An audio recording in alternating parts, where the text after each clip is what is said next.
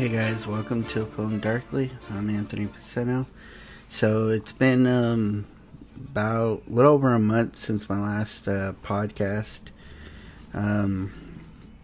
I have just been really busy with preparation for another short film that will be featured, hopefully will be featured on Avail TV as an episode of Strange Files for season 2, called The Vessel.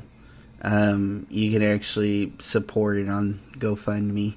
It's going to be an interesting project. I'm doing more preparation for this than I've ever done in my life. A little more on the nose when it comes to the religion that I sometimes put into, or faith based material that I'll tend to put into my films. Usually I kind of hide it behind the scenes, and this time it's a little more upfront, but it's not, it's not cheesy or anything.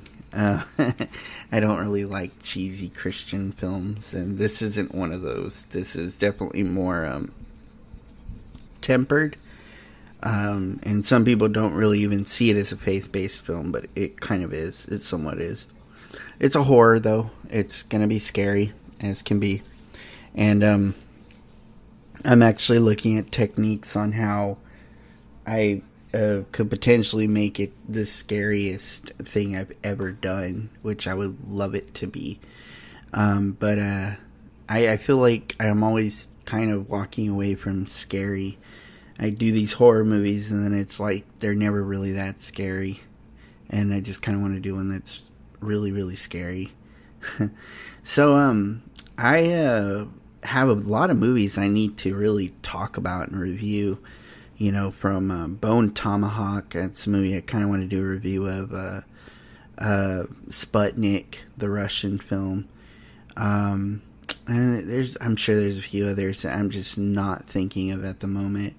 However, I took the time to watch Schindler's List, and it's a movie that I had not seen, and obviously it's a big classic that most people kind of trip out when they find out I haven't seen it. But I finally watched it. Didn't realize it was a 3-hour, 15-minute film. That's really long. If you don't know what Schindler's List is, it's a movie about Oskar Schindler, who is a German man who essentially was extremely wealthy and owned factories and whatnot. And he basically hired as many Jews as possible to prevent them from being killed. And he made them essential workers, because if you were an essential worker and you were needed, there wasn't a whole lot that the law could do to you. Didn't mean you were necessarily immune to raids or immune to getting taken out of your home or anything of that nature, but it meant immunity for the most part. And many Jews, when they figured out what Schindler was doing, were trying to get into his care.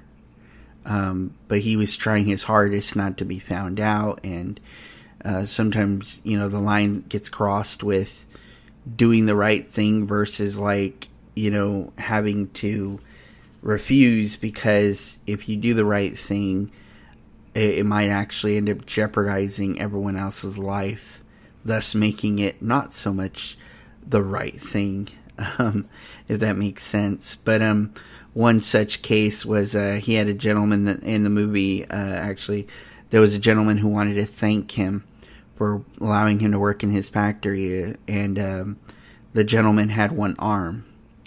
And Schindler gets kind of questions his accountant, because his accountant's the guy who gets everyone together for the factory, and he's like really a one-armed man. And the reason it kind of hits Schindler is because when you have a one-armed man like that, it raises questions like how good could he really be at doing metal manufacturing, which is essentially what he was doing. And if anyone starts to question something like that, what immediately happens is you start to look at Schindler, and next thing you know, the entire factory goes down because he somehow had on his staff a Jew with one arm. It makes no sense. So while it's understandable that you want to save that man's life, saving that man's life jeopardizes everyone else, because it makes the entire organization look bad, because it makes it look illegitimate is what it does. So there's things like that happen in this film, but the film stars Liam Neeson as Oscar Schindler. Ben Kingsley plays his accountant, whom I can't remember the name of at the moment. I could pull it up, but it's not really worth talking about, because I think the movie, it definitely is well acted. It's definitely really well shot. It's mostly in black and white. There's only one moment of color, and it's when you see this little girl in a red coat. I think she's wearing a red coat or a red dress. And it's a very famous thing. You can look it up, Schindler's List, red coat, and it shows up this little girl. And there's just this moment where Schindler spots this little girl, and she's in this really bright red coat, and she's the only one in it. Everyone else is black and white throughout the whole movie. But it's really fascinating, this film. And Ben Kingsley, though, like I said, plays the accountant. Ralph Fiennes is in this. He plays a German, I believe he's like a general or something. And really interesting. He does a good job, obviously, because it's Ralph Fiennes. He always does a good job. I think I'm going to go ahead and look it up just so I can give you the exact info. It's a great film, though. Yeah, it was a red coat, not a red dress. Straight off, though, it's just a fantastic film. Ben Kingsley's played by Itzhak Stern. I don't even know if I'm saying the first name right. And Ralph Fiennes plays Amon Goeth, I think it's how you say it, but it's Goeth. Anyhow, it's a fantastic film. I mean, it's really wonderfully made. It's Spielberg at his absolute best. It's surprising because Spielberg doesn't usually put a lot of nudity in his films, and it was interesting to see this movie had a lot of nudity. And I'm not talking like stuff you might expect, like when you see people put in Auschwitz, the Jews put in Auschwitz, and it's obvious that they're going to get stripped down nude, and stuff like that does happen in this film because it shows you the raw side of what happened, in Nazi Germany, and how Oscar Schindler was trying to save these Jewish people. And, stuff like that's not so surprising. What was surprising was, a couple of, one was an intimate scene, and then the other one was just, a woman in bed. And I was just really surprised to even see that, because it's, those are, to me, what I would call unnecessary nudity. And it was just interesting to see, I don't know if it was the same woman or if it was a different woman. I got kind of confused at the moment. I think it wasn't the same woman. Now that I think about it, I know for sure it wasn't. But I always find, to me, nudity and sex scenes in movies are unnecessary. You can imply a lot of that without showing anything. But I do think that, if I did a movie based on the Holocaust, and I would never do a film like that, but I think if I did, I would definitely show, what that was like, and that may mean showing nudity. It doesn't mean the camera is going to focus on women's breasts or something, but it does mean that you have to have actors that are willing to do this, and, for the art of the film and for the storytelling element. And, I don't view things like that as very bad. I actually think it's positive for a film, and sometimes movies it's just necessary. Like in a show like Westworld, it's necessary to see the host nude because it makes sense. In a film like Ex Machina, it's necessary to see them nude, and because it makes sense to the story, especially to specific scenes. So. But anyways, backtracking a little, Schindler's List is just a very good story. It's a well told. It's very well told. It's a fantastic film. The acting is not bad at all. It's all very good acting. Liam Neeson has does an amazing job in it, and he has one particular scene that's so heart wrenching, like pulls at your heartstrings so hard.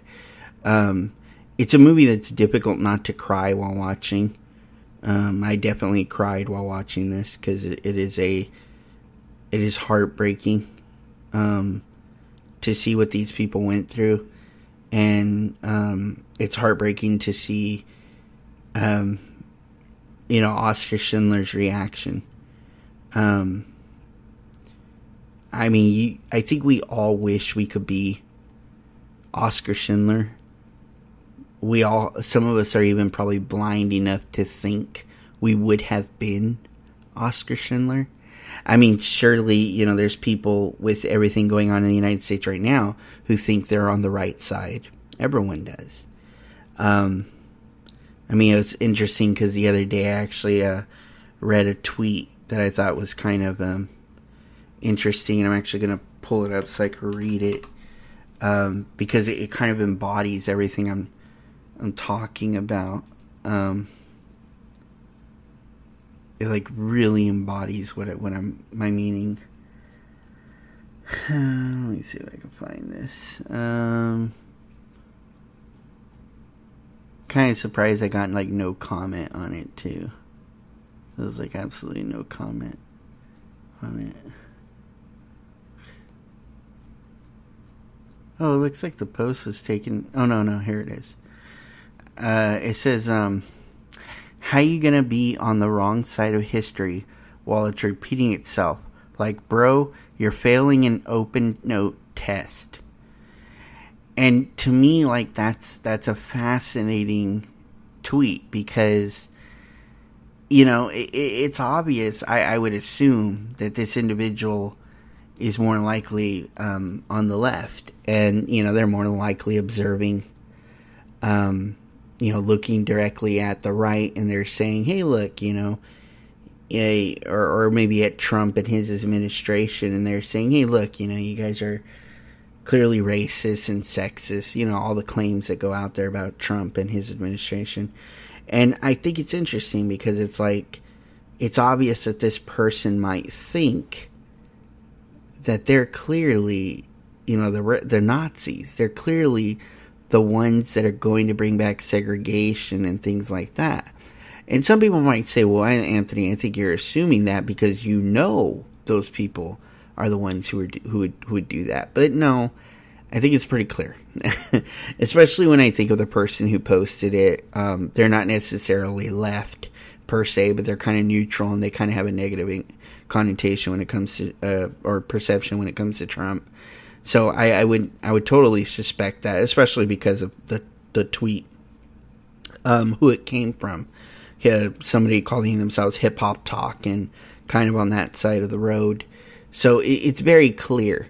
And the thing is you could assume, what if she was a Trump supporter saying that about the other side? And interestingly enough, there are people who, might think that, but the allegations are clearly against the right, that the right are allowing for oppression to continue. And it's interesting because when you watch a movie like Schindler's List, aside from the fact that you start to see what oppression really looks like,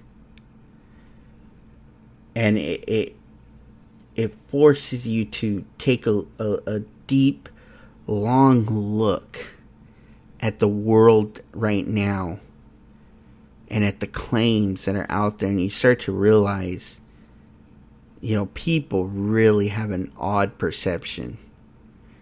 You start to realize we're such an entitled people here in the United States to think that we can even compare ourselves to what Nazi Germany was like. And some people might say, well, we're on our way. If we're on our way, we're at least 50 years from it happening. That's literally the contrast. Is we're many years away. And the thing is I find it interesting because I honestly feel, when I look at a tweet like that, that's an individual who honestly believes they're on the right side. And it don't matter what side you're on. It's a person who honestly thinks, so I'm on the right side. And they think they would be on the right side of history. And my comment on that post was, I brought up how I used to teach a class at my church. And one of the questions when we would kind of go over looking at human beings and human identity and the issues with humanity and the human condition, I would always ask, how many of you think you would not have joined, or you would have joined the Nazi Party had you been alive at that time and been born in Germany? And I have had wise enough people around me to raise their hand and to understand, yes, they would have been a Nazi. And to say that obviously immediately brings something to your attention, because it makes you wonder, like, is this dude saying everybody's racist? It's not that everyone's racist. It's that people tend to be so tribal. And the attitude that you have this open notebook and can't possibly fail to be on the right side because of the open notebook is to assume that history is repeating itself to a T. It's to assume that you've not grown up with a certain perception that's been fed to you or taught to you that possibly has stuck with you even till now and is affecting the way you think. And it's fascinating to me that people don't seem to grasp that. Would you have been a Nazi? Probably. It's highly doubtful you would have been Oskar Schindler. Because I guarantee you could have roamed the streets of Germany 5-10 years prior and asked and told them, this is what's going to happen. And they would have said no. Hell, you could have went back when Hitler was running as a socialist and said, do you think Adolf Hitler is going to be like this? And they would have said, nah. There's even a part in the movie where Jews are discussing how people are being gassed in Auschwitz, and they don't believe it. They refuse to believe it.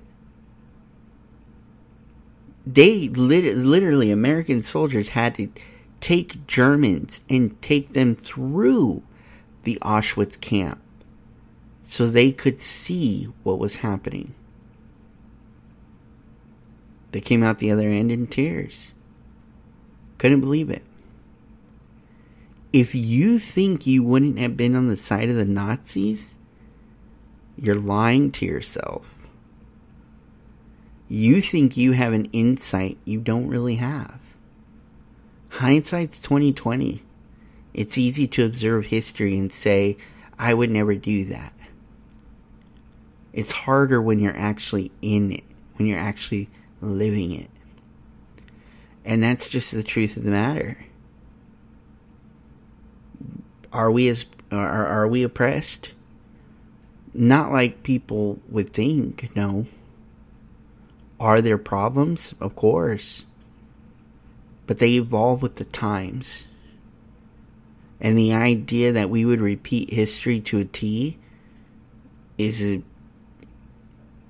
to be quite honest, is a ridiculous notion. There are notes we can open and we can look at. But it's highly doubtful you have the right notebook open. Highly doubtful. So, that would be my response to a tweet like that.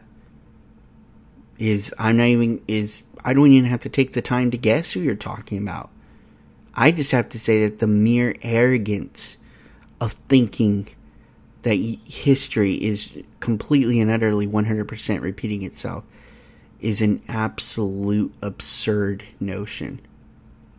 It's not even in touch with reality.